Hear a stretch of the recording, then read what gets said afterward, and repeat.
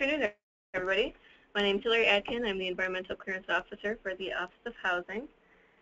Congrats on your CHAP awards. We're here to talk environmental review and your part in the process. I'm intending to give you all kind of an overall view of how the structure works and how you fit in. So now you get to do some of the most fun parts of the RAD process. And just some quick housekeeping items for those of you who haven't used GoToMeeting before. You'll see on the slide here how to ask a question. You'll want to raise your hand, and Hillary will take questions throughout the webinar. So if we see a hand up, we'll call on you. You can also submit written questions or email them in to rad@hud.gov. And if you email them in, we'll get back to you in the next few days with a response. This webinar is also being recorded, and the recording and the slides will be posted to the RAD resource desk by early next week. All right. So environmental review in general. Environmental review is the process of reviewing a project and its potential impacts. And the reason we do that is because it's required on a federal level by laws like Nepa. There's also several other laws that apply. We're trying to get a sense for how the project interacts with the occupants and with its surroundings. Every project must be in compliance with Nepa, which is the law that I mentioned, and several other laws. So every federal agency has to follow these kinds of requirements. This slide just tells you, we've got 17 different laws that we're going to be looking at. So those are a few of them, and we'll talk a little bit more about them later. So that's what HUD is looking to comply with and looks for your help to comply with. Okay, so the environmental review procedures. There's a few different regulations that HUD uses to discuss the procedures required for an environmental review. One is Part 50, 24 CFR Part 50, and one is Part 58, 24 CFR Part 58. RAD notice, as you guys all know with your trainings yesterday and looking at the notice thus far, is broken into 3 different sections. First is public housing, second is mod rehab, and the third is rent stop and rental assistance payments. You're going to notice that within each of these sections, an environmental review is discussed. But it's discussed kind of in those 2 different paths that you see here, Part 50 and Part 58 paths. So if you're, and it doesn't matter, I guess, which section of the RAD notice you're in, it matters more what kinds of assistance you're going to be using. So these 3 different paths I have here depend on that assistance that you're going to be converting to. The first is anything that involves FHA insurance. The second is anything that involves project-based rental assistance and not FHA insurance. And the third is anything that involves project-based vouchers without FHA insurance. The first 2 use Part 50, and the last, project-based vouchers, uses Part 58. So we're worrying about where the site is going in terms of what's converting to, and also in terms of site activities. So Part 50, Part 58, what do those things mean? Well, under Part 50, HUD conducts the environmental review. So we're going to take information that's supplied to us by you, by the other entities that are involved in the site, and then we're going to conduct a review based on that information. And we document that review using Form HUD 4128. Part 58 is a similar process, but with different players. Part 58 reviews are conducted by a responsible entity, which is a unit of local government that has assumed the responsibility for environmental review under Part 58, under that regulation. The responsible entities are granted the ability to do that by statute, so only certain programs at HUD have that ability. There are HUD recommended formats that responsible entities can use to document their review, but those are not required to be turned into HUD as part of this process, as we'll talk about a little bit more later. And if a program, which in this case is project-based vouchers, is authorized to use Part 58, HUD does not conduct that review unless they determine that they need to do so under the specific provision of Part 58, which is 58.11. Okay. For Part 58, public housing authorities would submit to HUD either Form 7015.15 and Form 7015.16. We'll discuss how that works a little bit more later. Or they would submit a finding of exempt activity. So we get those few different forms that we take a look at, and we actually do not look at the actual environment review, since that is the responsibility of the responsible entity. Okay.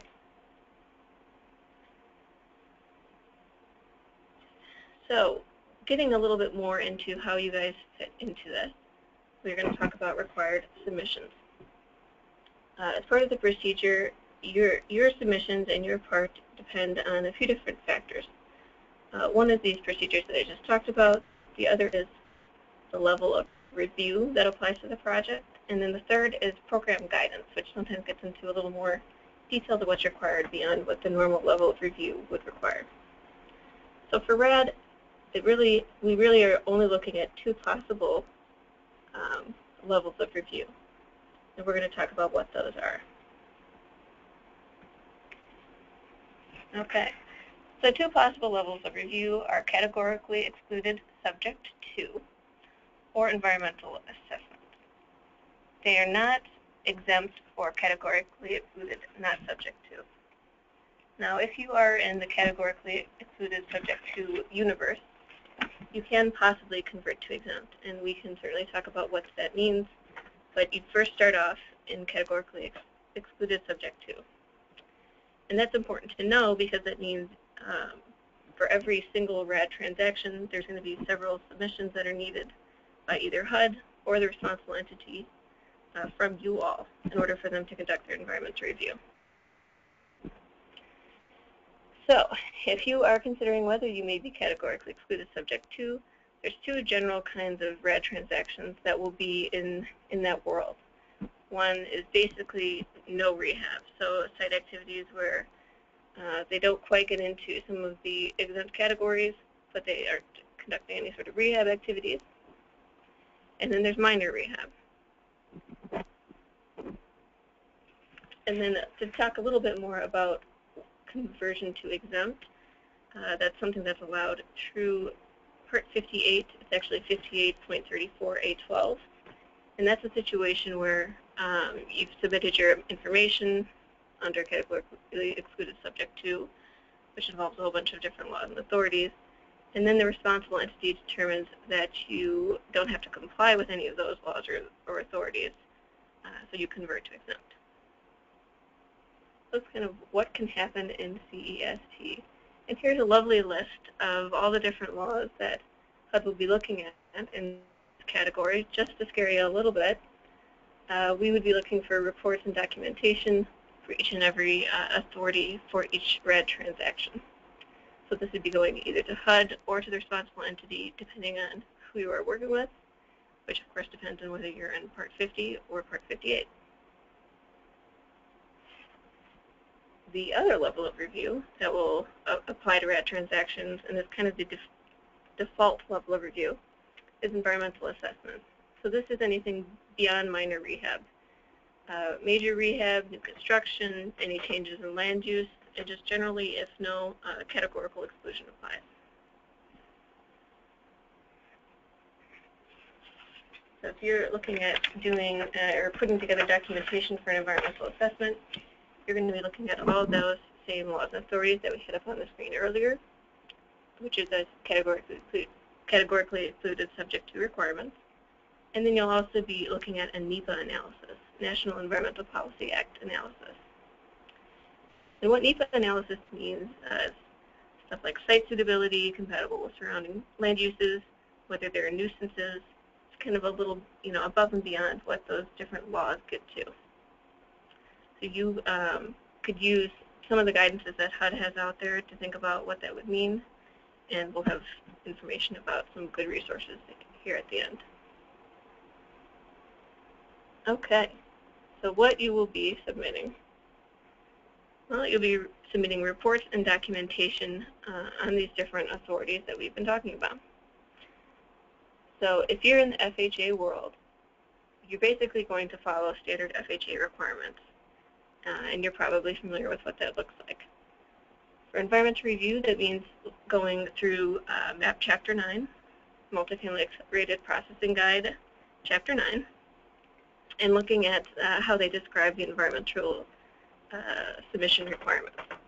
One thing to specifically highlight is Section 9.3, which is a little more detailed than, well, actually quite a bit more detailed, I should say, than the other sections that talk about compliance with laws and authorities, and that discusses site contamination. So this is information that will be coming to HUD. This will be under Part 50. And another great resource for FHA or for the other types of paths is the HUD Exchange website. One other thing to keep in mind for FHA deals is that there are additional requirements beyond the stuff that we've kind of been listing out for you in these slides. Those have to do with radon, oil and gas wells, towers, and pipelines, but that's in Chapter 9 too. So when you take a look at that, you will get a sense for what I'm talking about. Okay, so if you're in the FHA world, you're doing the standard FHA requirements. As far as timing goes, you've got to keep pre-app, application, and firm commitment timelines in mind. So all environmental reports and documentation must be submitted with pre-app or firm, depending on which of you we're talking about and whether you are using the pre-app process. And those timing requirements are discussed in Chapter 9 of the MAP Guide. And the lender will be working with you to get this stuff together. So generally this process is kind of directed by the lender, and they work with the other parties to get the information that HUD is going to need. Once you get the documentation, HUD staff takes a look at it, starts to put the environmental review together, and we actually have to complete our review on the HUD side prior to approval. So for FHA, that means prior to firm commitment.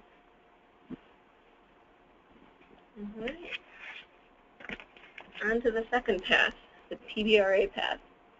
So very similar to FHA, and actually we point you to the FHA MAP Chapter 9 guidance within the notice and within the RAD environmental review guidance document that we have out there. But there are a few differences, so I want to make sure to discuss that.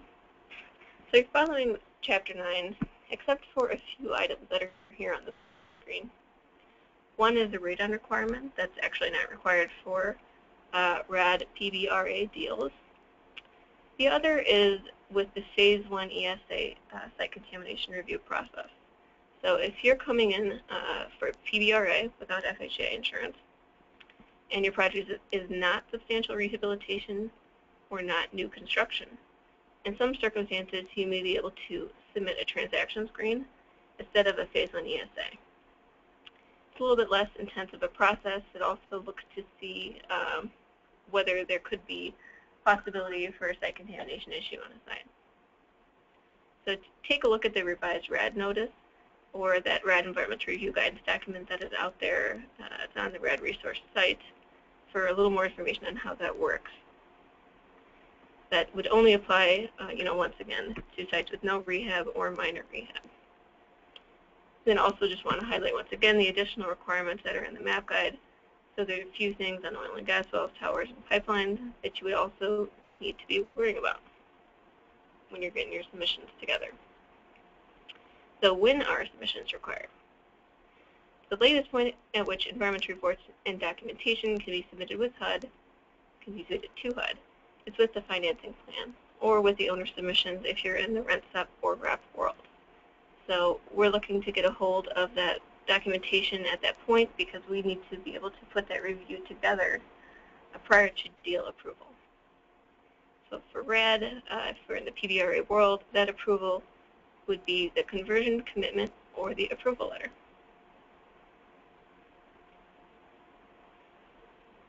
Okay. Now we will get into project-based vouchers. Now this is where things get a little weirder and more detailed because the process feels a lot different from the other two. So we're stepping out of Part 50 generally, unless we go through that special route at 58.11.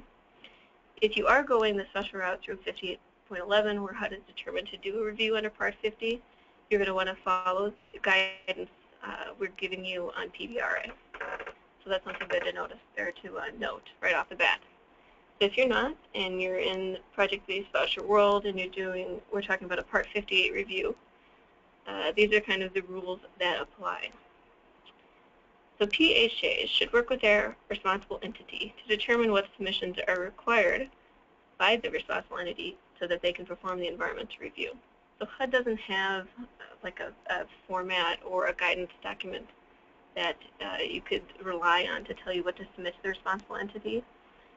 We do have great guidance on general, submissions and what would be needed to satisfy different laws and authorities on the HUD Exchange website. So that's a great resource to use with your RE. We do have some resources for the RE available. There are some recommended formats the RE can use to document the review, get it all together, but that's not required. It's something that HUD provides. Okay, so once you get your submissions to the RE, there are a few different forms that will be coming to HUD depending on the situation.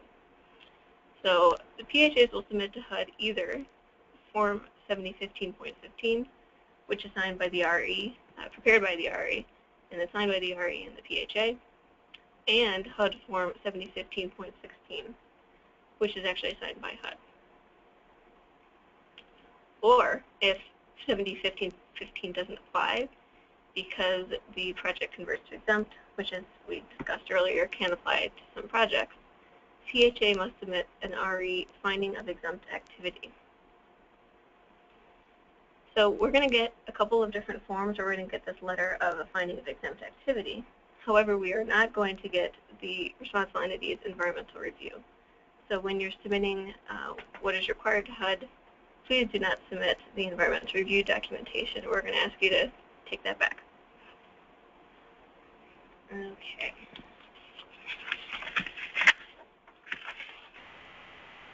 Also a good question for PBV, who do you submit things to? So if you've got a project where you've done your categorically excluded subject to review and the RE has determined that it converts to exempt, you get that finding of exempt activity letter from the RE and you submit it with your financing plan. So that's easy enough. If you are in the world where you're categorically excluded subject to, or you have an EA, and it's not converting to exempt, you're going to use Form 7015.15 and 7015.16. And there's a few different submissions that are going to happen with that process. So first, the PHA will submit the completed HUD Form 7015.15 to their local PIH field office. That form will be filled out by an RE and will be signed by the RE and the PHA. That field office is going to review the form in accordance with HUD procedures, make sure the different boxes are checked, things are filled out. They're not going to look at the environmental review unless some very specific things happen. And then the PHA will approve that form and send a completed HUD Form 7015.16 back to the PHA, and that approves the release of funds. So ultimately, what HUD will be looking for with the financing plan is 7015.16, and that's going to let us know that the different steps that need to take place between the review and us getting that form took place. So once again, a little note at the bottom, do not send the RE's environmental review to HUD. Really what we're going to be seeing with that financing plan is 7015.16. We're going to make sure that it's all filled out and ready to go, and that a couple of different objection periods have expired. Okay, so when are submissions required? Well, when it comes to getting paperwork around for the RE, when we're in the PBV world, you should start early to work with your RE to determine when submissions are needed and what they are. The Form 7015.16, or finding of exempt activity, must be submitted with the financing plan. So like I said, start early to avoid delays. Allow time for public comment public notice, which are part of the Part 58 process that you'll be working with the RE on, and for the objection period. So even after 7015.15 is filled out, there's a certain amount of time that HUD has to wait before a project can be finally approved. Okay. Just a few tips, reiterating a few things, bringing up a few things so that we can all ensure a successful and efficient environmental review. Number one on the list is start early. An environmental review can result in changes to site plans, changes to rehab, all kinds of stuff on a site, and you want to keep that in mind as you're thinking about what you want to do with the site and going through the process. Pay attention to timing. We talked a lot about timing today, when things are due. HUD is kind of working within some statutory and regulatory timing requirements that are inflexible, and there's nothing that we can really do about that. So the best we can do is tell you what they are, and we've all kind of got to live with it. Also, familiarizing yourself with submission requirements. We talked a little bit about the different laws and authorities that you're going to be submitting documentation on, and about the different guidance documents that are out there, including the map guide and HUD Exchange website. It's good to know what you're going to be getting yourself into, so it's not so strenuous once you're getting that all together.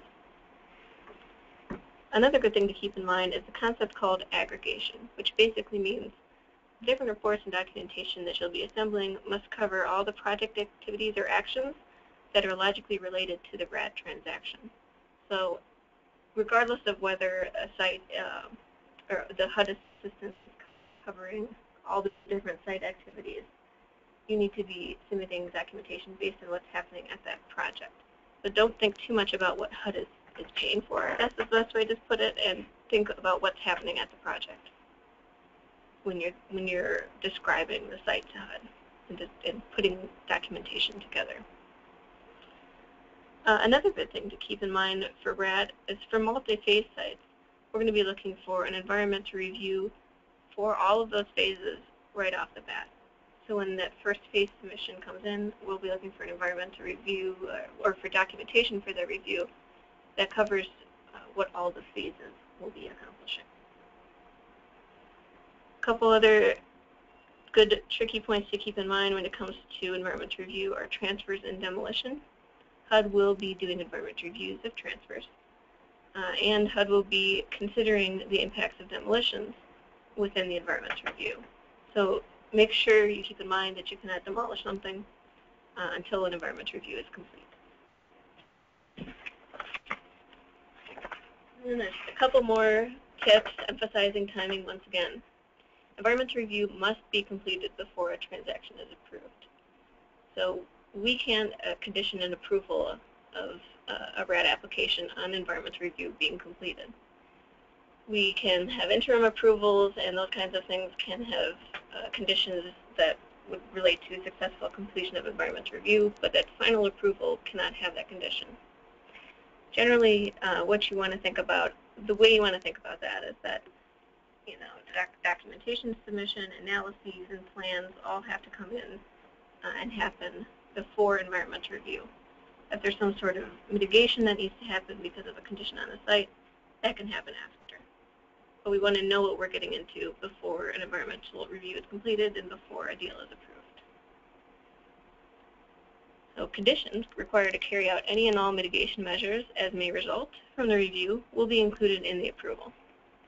So it will be in that RAD commitment or approval letter, depending which section of the notice we are dealing with. And finally, here's some really great guidance that's out there for you all. The HUD Exchange website I've mentioned a few times. There's a whole environmental review site portion.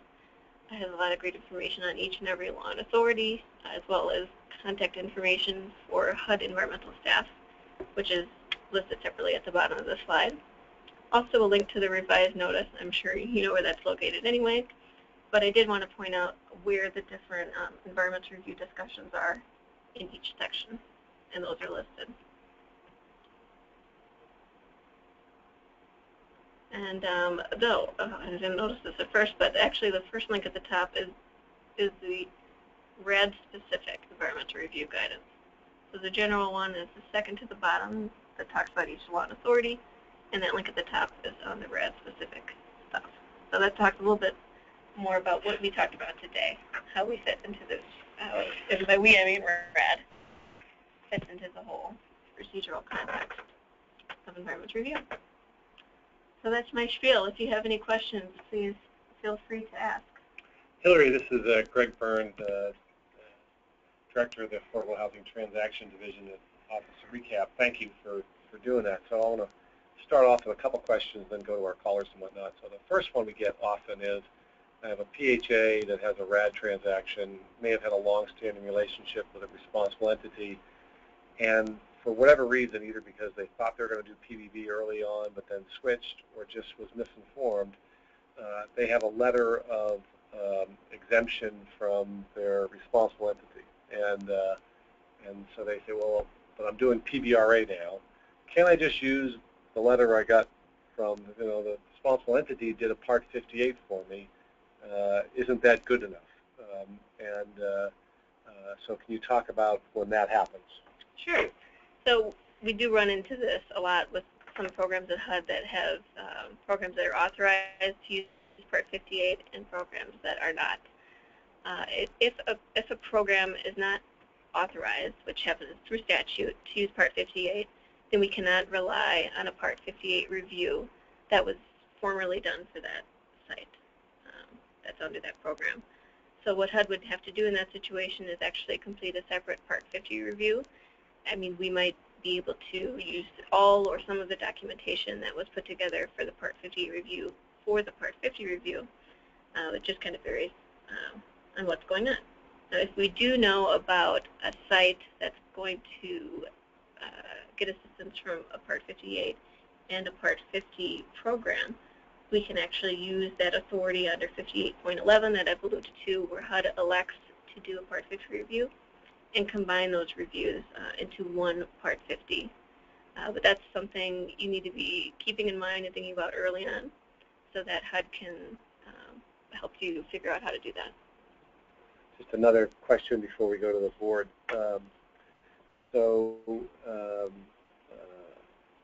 Under Part 58, this would be a PPD conversion where there's no FHA insurance, but the responsible entity is doing it, and as the PHA or the owner, what I'm giving the responsible entity is an environmental report of some nature so they can make the assessment. The responsible entity doesn't go out and do it on its own, but they need some report. When it comes to doing either FHA insured property or a PBRA property where it's not FHA, let's take just a standard PBRA that's not using FHA insurance. Who at HUD is doing the environmental review? So I've got I'm the PHA. I know I have to submit an environmental report according to Chapter 9 of the MAP Guide. I need to give it to them. Who am I going to give to when I'm doing this transaction? Well, you're going to submit it with your financing plan. So to a certain extent, HUD is going to be responsible for kind of figuring out who gets it. But if we're talking about a PBRA deal, that who is going to be a transaction manager. If we're talking about FHA, that who is going to be a multifamily employee. Right. Thanks. So for PHAs who are listening in today, that it's really essential to remember you've got to submit the environmental report if it's not an FHA transaction with the financing plan, and if it's a PBRA, and generally it's going to be your transaction manager who's going to be reviewing the environmental report that you submit in order for the transaction manager to complete the 4128 form. Now, if it's a very large project, meaning more than 200 units, then there's sort of an additional sort of approval authority inside HUD, and the transaction manager will likely turn that over to someone else in the field office who's more of a specialist in this area. But if it's less than 200 units, then the TM himself. But like other aspects of the financing plan, what the TM really needs is a complete environmental report in order to do it. And so But that's where Chapter 9 of the MAP Guide is pretty thorough about what's expected of that environmental report that gets submitted. Right, and that HUD Exchange website is also really helpful to tell you what kind of information we would need in the report. And just one last clarification. So you've used the term Part 50 a lot, and Part 58. So what is it? Part 50 of the Housing Act of 1937? Is it part so for the readers? Those are regulations. Right, regulations. It is the CFR. Yes, right. Yes. So it's not a part of the Housing Act per se, but the Housing Act is subject to these regulations depending on what the Housing Act says. So 24 CFR Part 50 is a regulation on environmental review. It applies, to when HUD is doing the review. 24 CFR Part 58 is also a regulation. It just applies to when responsible entities are doing the review. Thanks. So so we use the term Part 50 and Part 58. We're referring to the regulations, the Part 50 regs and the Part 58 regs, the 24 CFR Code of Federal Regulations. Okay, Leanne, do we have? Yeah, we've got a couple hands raised. Okay. Mike Hale, do you have a question for us? Yes, I do. This is Mike with the Housing Commission, Anne Arundel County. If we performed a environmental review with the 4128 back a year ago, do we need to still do that if we go for a RAD application? Yes.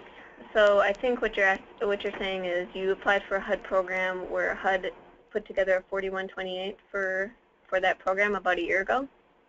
No, we do it every 5 years as an agency, and we did it on the couple buildings that we want to possibly go for RAD, and we did that in 2015. Would we have to do the same environmental review again if we applied for the RAD? Yeah, so you're raising a couple different issues here, actually, and probably unbeknownst to you. If you're coming in to RAD, you will have to work with HUD on an environmental review or with a responsible entity. I'm actually not clear on which program you're coming in under. But to do that, they'll need updated information. It's possible that some of the information you assembled when you were working on this earlier can be used for that, but that's something you'd have to work with either HUD or with the RE to figure out. One thing I do want to point out, however, is that it's actually not possible for you to do a 4128 review without HUD. So what you may have done is something under Part 58 and use the 4128 form to document it, but that wouldn't be considered a 4128 review. Right. So technically, Mike, that the form 4128, the only one that executes that form is HUD when it does a Part 50. Many times, the third-party contractors that lenders use for FHA insurance, or other times when they have to do a Part 50 review and submit an environmental report, many of them will often follow the form 4128 and use that as sort of a guide that they give to HUD when they submit their environmental report. But the 4128 itself is actually a form that that's its sort of way of signing off, saying I've now done a Part 50. Right. Yeah, where it shows the deep. Yes, and you had said one other thing. You said when we start working with HUD or some other entity, I didn't catch who you said. No. Yeah, so the question is whether, are you guys converting to PBRA or PBV? That I don't know yet. Yeah, okay. I'm in the modernization end of it, so I'm kind of getting on the front end of it, sir.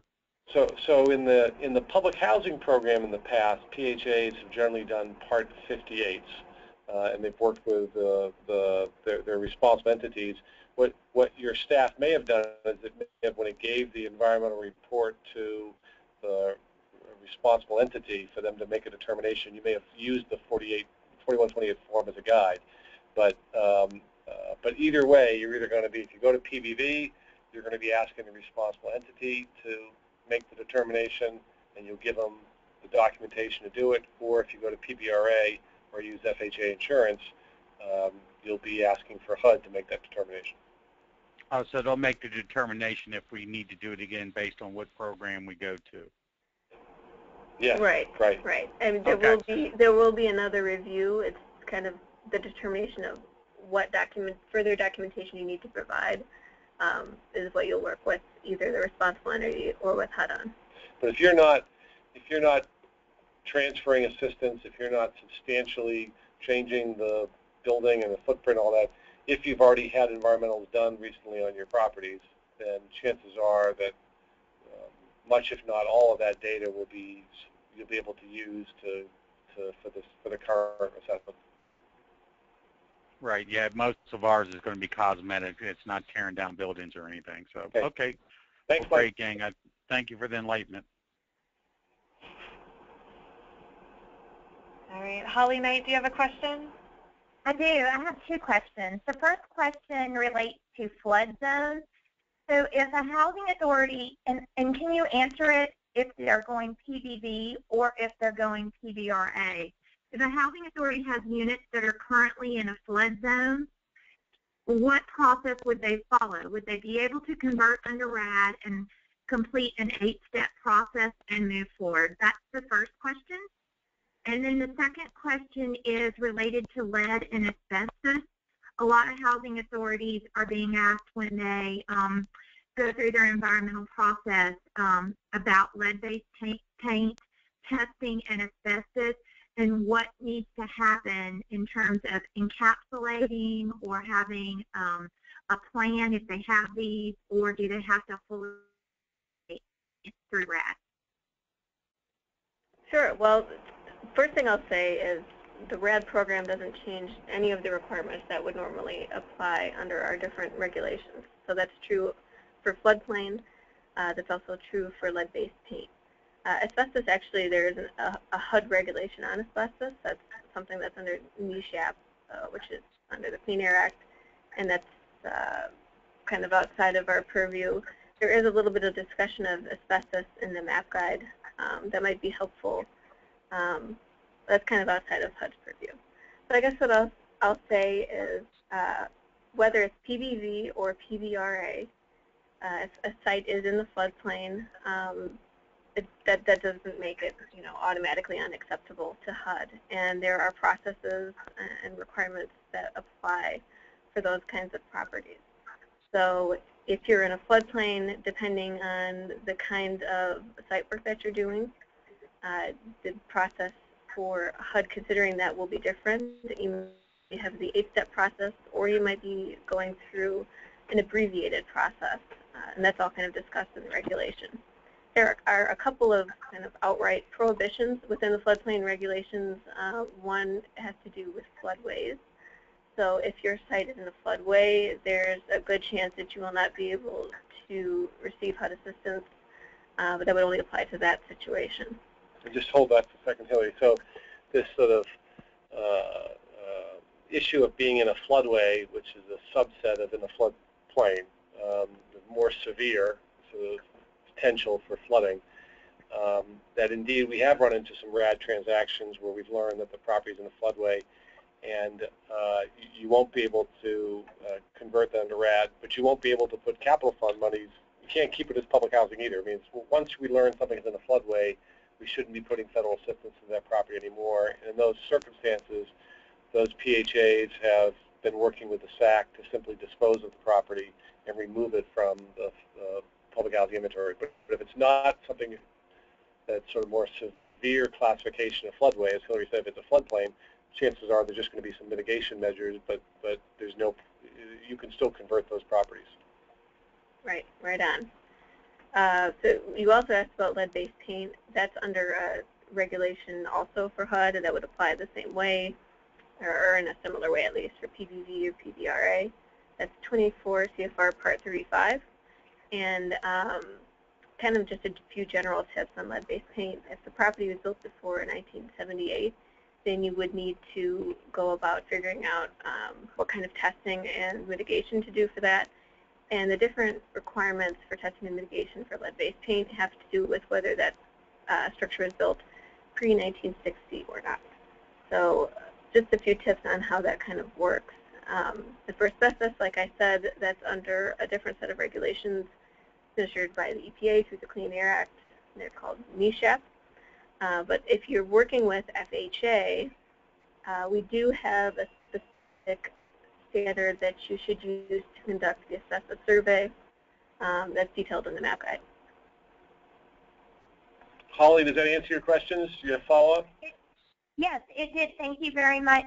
One last question. You didn't mention about capital funds, and I'm making an assumption that you would put, if capital funds were coming into the project as a capital contribution for a major rehab, you would continue to have to do a Part 58 for those in the RAD transaction. No, you would not. No, so the fact that you're using public housing monies to support the development budget doesn't drive whether it's a Part 50 or Part 58. What drives whether it's a Part 50 or 58 is the form of assistance you're converting to, and whether it's FHA insurance. FHA insurance, it's always a Part 50.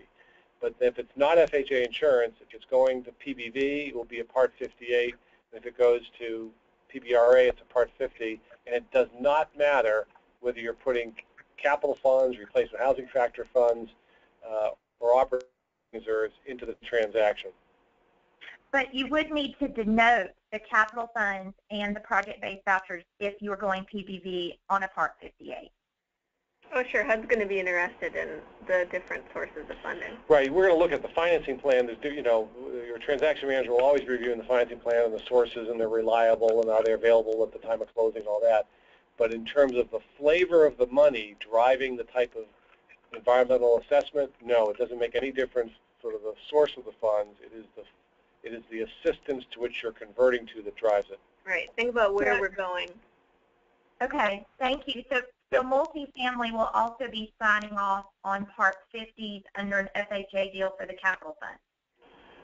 Well, just again, if it goes FHA, there's one environmental review done, and the FHA team will do it. So that's part of the FHA insurance program.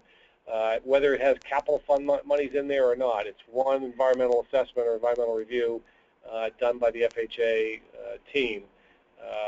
And if it's not FHA but it's PBRA and it's less than 200 units, it's the transaction manager that will look at the environmental report you submit and complete the 4128, whether or not you're contributing capital funds or not.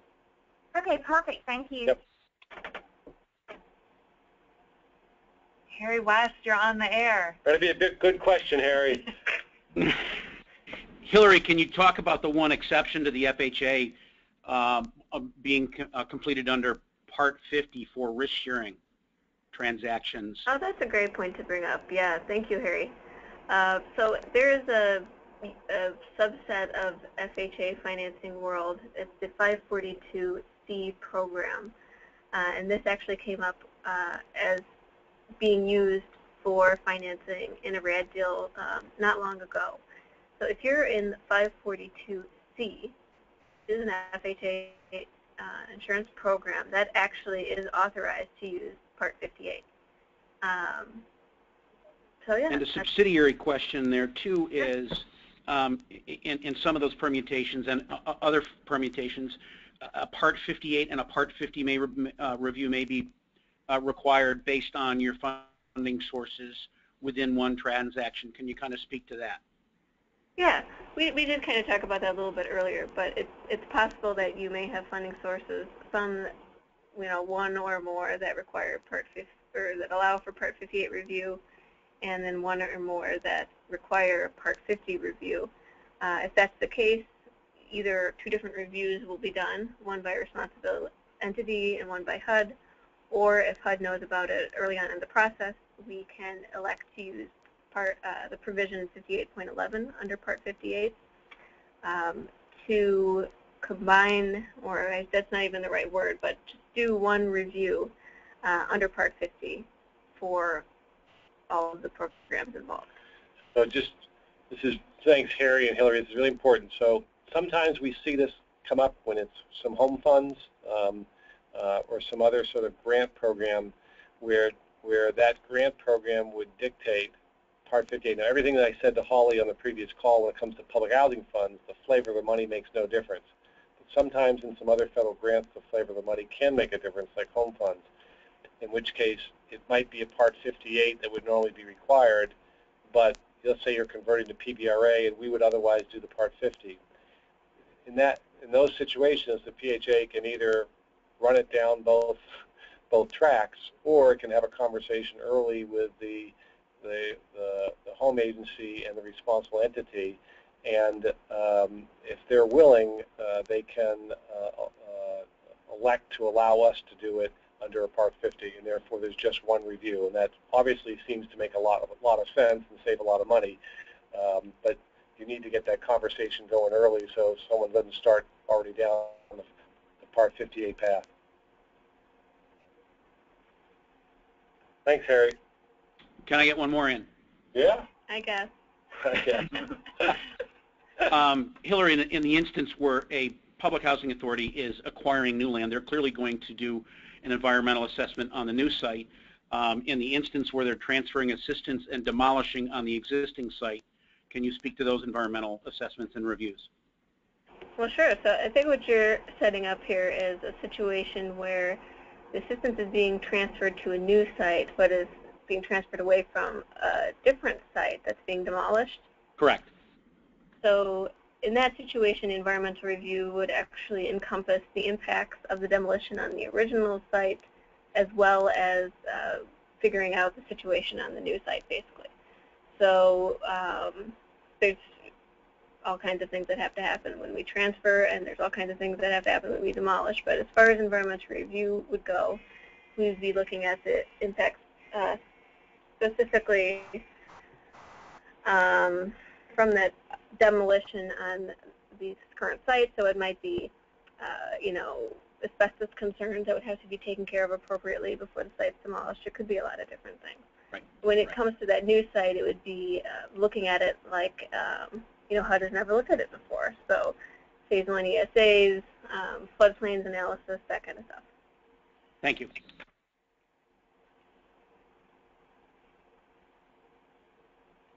Deborah Sherrill, do you have a question? Yes, ma'am. Actually, I have a couple of questions, if that's okay.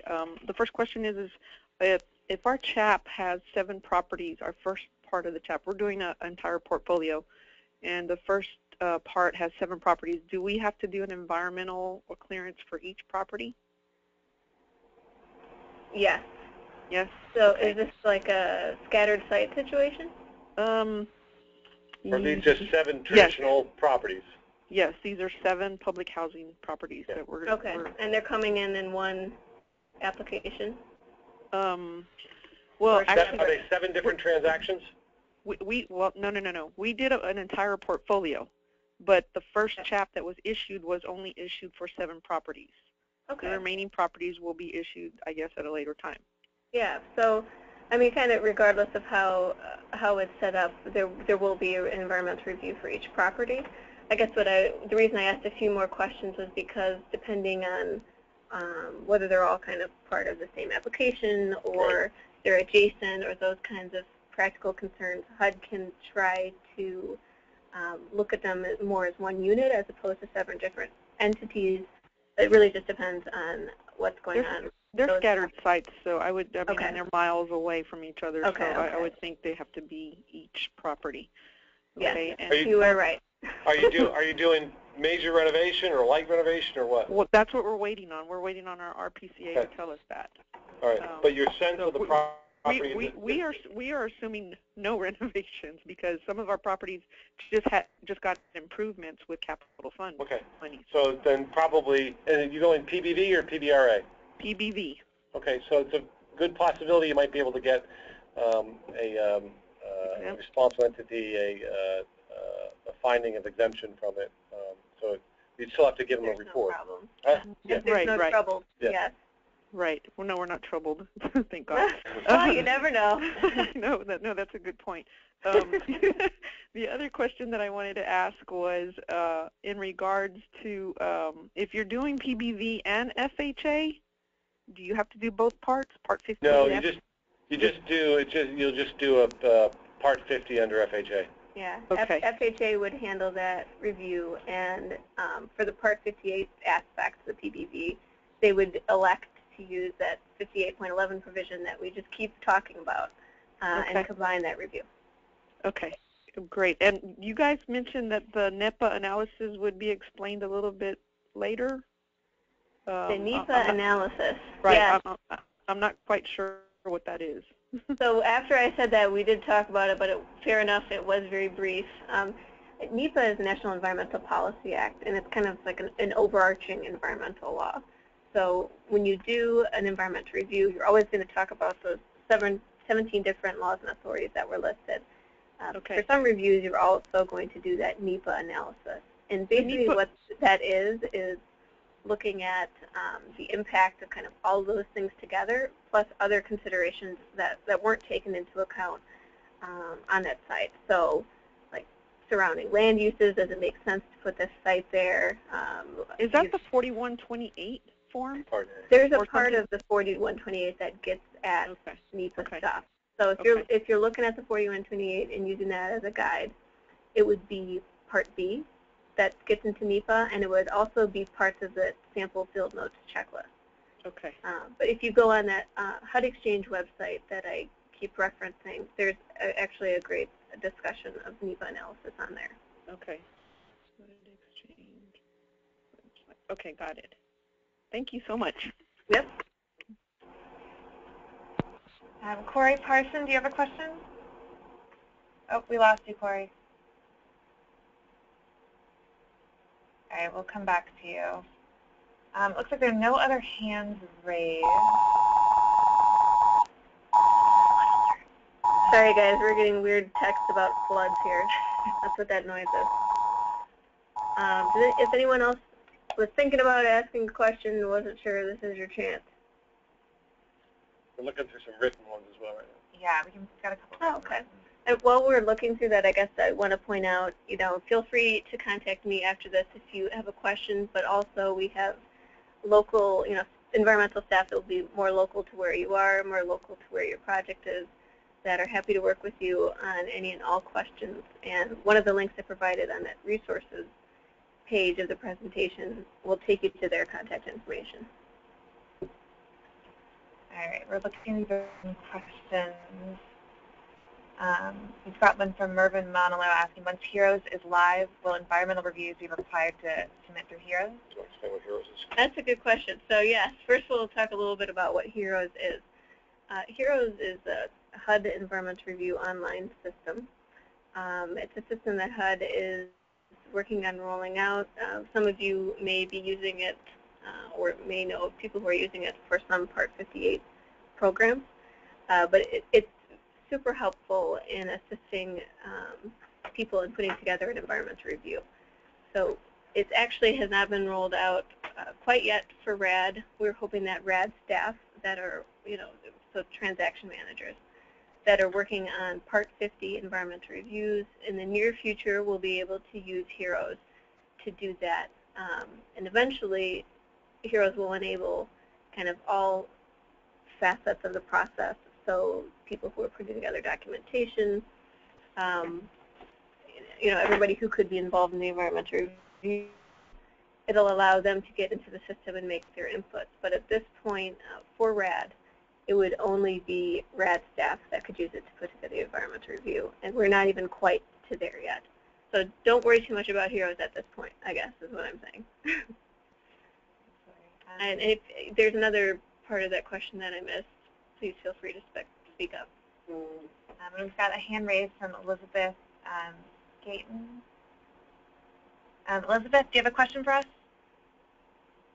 Hello, my name is Gonzalo Gonzalez. I'm with the Brownsville Housing Authority.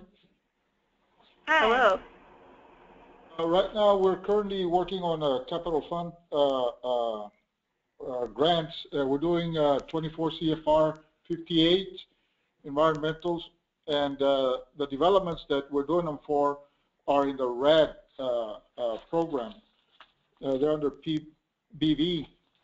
Do we need to make another environmental specifically for the RAD, or can we use those? The responsible entity has approved them already. We're just waiting. For RAD, what are you converting to? Project-based vouchers.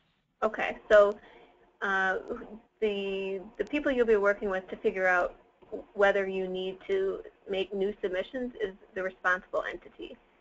So if you've already got a Part 58 review for the site for a different source of funding, the responsible entity may very likely say, you know what, this is all the information we need, it's up to date, it's still relevant, we're going to use that to put the review together for this RAD project. Or they might need new information, but you'll need to ask the responsible entity. Okay, do we need to fill out a form to send it to them, or just call them? I would just call them. All right. Thank you. Yep. Yeah, I mean, eventually they'll need to get you the 7015.15 form, but to figure out what they need in order to get the review together, you can just call them. All right. Holly, do you have another question for us?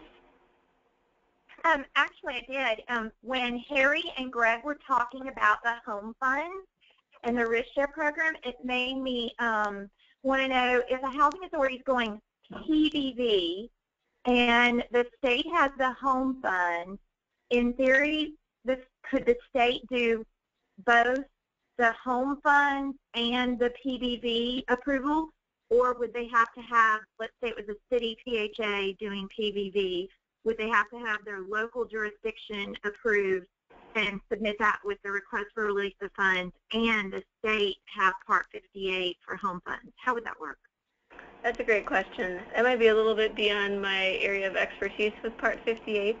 I would say it sounds like it's something that's possible, but you'd have to figure out who the responsible entities are for both and see if they're willing to work with each other. It sounds to me like the responsible entity would be the state, and for one, the responsible entity would be more local. Am I hearing that right? So yes, in that kind of situation, I think that the state can decide to do the review kind of overall. But actually, if you wouldn't mind, I'd like to look into that a little bit more and get back to you. Okay, I'll send it into the RAD, the email you have on the question. Okay, great. Thank you. We have one more question from Corey. Corey Parsons, do you have a question? Yeah, just a quick question about scattered sites. Are scattered sites that we're going to be transferring to assistance to new construction, we're just going to be disposing of the scattered sites and not demolishing them? Will there need to be an environmental review of the site that's being disposed of as well as the new construction site? I guess I'm not sure what you mean by disposal. Are you? He's going to sell them. You're selling. Oh, you're selling sites. That's correct. Right. But Corey, we'll need to follow up on this. I don't want to give you a definitive answer, but we don't think one is required in that case. But so if you can, just we'll get back to you more on that. Okay.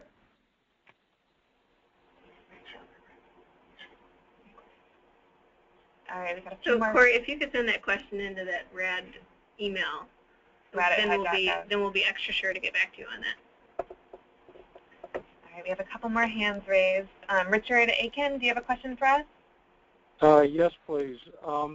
Do all transactions, whether they're PBV or PBRA, do they require SHPO consideration? Yes, sir. So if you've got a project that, I mean, well, I guess I should be a little more detailed in that answer, but any project could trigger historic preservation issues, so we would need HUD or the responsible entity need information from you on whether it could, and there's detailed guidance on what that means within the map guide and the HUD Exchange website, but, you know, every time HUD will be checking. So. Okay, so even if the properties are not 50 years old, you still have to submit something to SHPO. You are correct.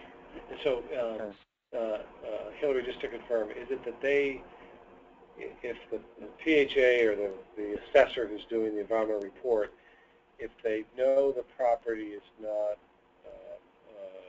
more than 50 years old, the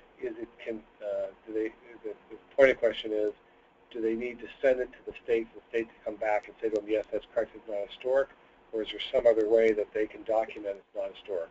I would recommend that, so the person who's ultimately going to be determining whether there could be an impact on a historic site will be HUD or the responsible entity. What I kind of recommend is if you want to help facilitate that process, you get the SHPO opinion. It's actually not, I wouldn't consider it a requirement that you contact the SHPO, but it can help HUD kind of make up their minds and move things along in their determination. But even if a site is less than 50 years old, it could be considered historic. There's several different factors into whether something's considered historic, which also includes age. So yeah, I think that answers the question. Yeah, yes, thank you very much. Yep. All right, and then last question of the day, Alfonso Patrick. Hi. All of the information has been good. Greg is in ear distance? He just stepped out, I'm afraid. Oh, I was just trying to see how soon will we have the conference calls with transaction managers? Is it within days? Yeah, so your local... They said that yesterday, but we still don't hear.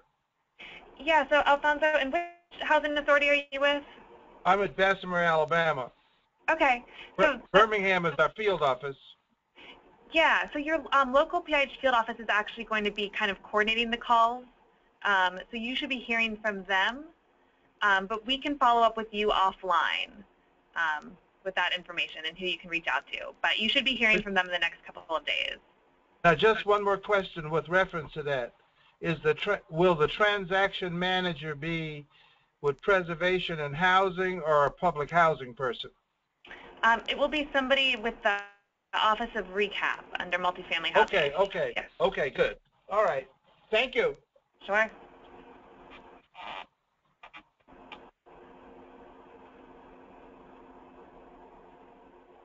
Okay, well, it looks like we're out of raised hands and we're actually a little bit past our appointed time. So I think we're going to call it, but if you guys have further questions, like I said earlier, please feel free to contact me.